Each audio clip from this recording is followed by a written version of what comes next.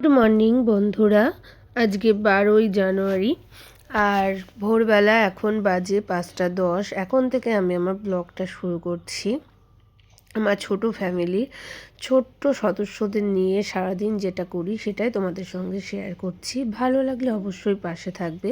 দেখো, সকালবেলা উঠেই আমি মুখ টুক ধুয়ে আমার যা কাজ থাকে কিছু কাজ, সেই কাজগুলো করে নিয়ে আমি রান্না বসিয়ে দিয়েছি। কারণ মেয়ের আজকে স্কুলে না প্রোগ্রাম আছে, নাচেরও প্রোগ্রাম, আর ওদের হলো কোর্স, তার জন্যে ওকে রেডি করাতে হবে বলে আরও তাড়াতাড়ি উঠেছি।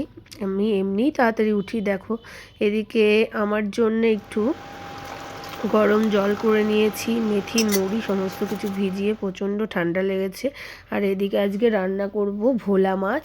আর এই যে ছেলের জন্যে মাছ নিয়ে নিয়েছি, এই মাছ শোল মাছটা রান্না করব। তো দেখো, সমস্ত কিছু রেডি। এদিকে মাছগুলো ভেজে নিচ্ছি। আর আমাদের হাউসওয়াইফদের তো কি শীত কি ঠান্ডা প্রত্যেক দিনই এইভাবে চলে। আর এটা প্রত্যেক দিন আমি খাই, কারণ এটা খেলে না গলাটা খুব ভালো লাগে।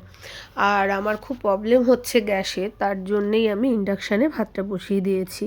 আর এদিকে মাছটা ভেজে নিচ্ছি। যার বাড়িতে এরকম ছোট ছোট বাচ্চা থাকে তাদের যে কি সমস্যা একমাত্র মাই জানে। বাচ্চা উঠে গেলে কাজ করাটা খুব সমস্যার ব্যাপার হয়। আর আমাদের হাউসওয়াইফদের ঠান্ডাই বলো আর বর্ষায় বলো, যাই বলো না কেন, আমাদের রান্না করতেই হবে। রান্না না করলে তো হবে না। যেহেতু আমার রান্নার লোক নেই, আর আমি রান্নার লোকের হাতে অতটা খেতেও পছন্দ করি না। যা পারি নিজেই রান্না করি। তো দেখো, এদিকে মাছটা রান্না করব, মাছটা ঝাল করব বলে মশলা দিয়ে দিয়েছি। আর এদিকে দেখো, আমার ছোট ছেলে উঠে পড়েছে। উঠে কি দুষ্টুমি করছে দেখো। ওর প্রত্যেক দিন এইভাবে চলে। প্রত্যেক দিন ও সবার আগেই ওঠে, ঠিক 6:05 ও উঠে পড়েছে। আর এদিকে ঝোলটা ফুটে গেছে, মাছগুলো দিয়ে দিলাম, কারণ ওকে আবার রেডি করাতে হবে। ও খুব দুষ্টু। আর এই দেখো, ওকে রেডি করানো মানে একটা লড়াই, রীতিমতো লড়াই। ওকে রেডি একদম করানো যায় না। আর আমার বড় ছেলের থেকে আমার ছোট ছেলে একটু বেশিই দুষ্টু। তো দেখো, ওকে এবার ক্রিম ট্রিম মাখিয়ে রেডি করে দিচ্ছি। আর এবার আমি ঘরদোর মুছে নেবো, কারণ আজকে ঘর মুছতে একটু দেরি হয়ে গেছে। সকালবেলা আমি রান্নাটা আগেই বসিয়ে দিয়েছিলাম বাসি ঘর ঝাড় দিয়ে। তো এবার আমি রান্নার করতে করতে আমি ঘরটা মুছে নিচ্ছি। ঘর দোর মুছে পরিষ্কার না করলে মেয়ে ওদিকে স্কুলে যাবে, তার জন্য দেখো আমি ঘর দোর মুছে রেডি করে নিচ্ছি। অনেক সময় মেয়ে পুজো দিয়ে যায়, তার জন্যেই ঘরটা মুছে নিচ্ছি।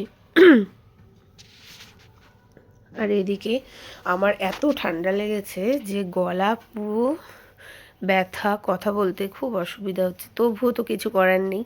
আর এই যে আমার ছোট ছেলে দিদা, ও ঠাকমা শুয়ে আছে, ও ঠাকমাকে ঘুমাতে দেবে না বলে কি লড়াই না করছে। প্রত্যেক দিন এইভাবে চলতে থাকে। আর এর মধ্যে গ্যাসটা গেছে শেষ হয়ে। রান্না কী করে করব সেটাই ভাবছিলাম, তারপরে মনে পড়লো না, আমার তো একটা আনাই থাকে এক্সট্রা।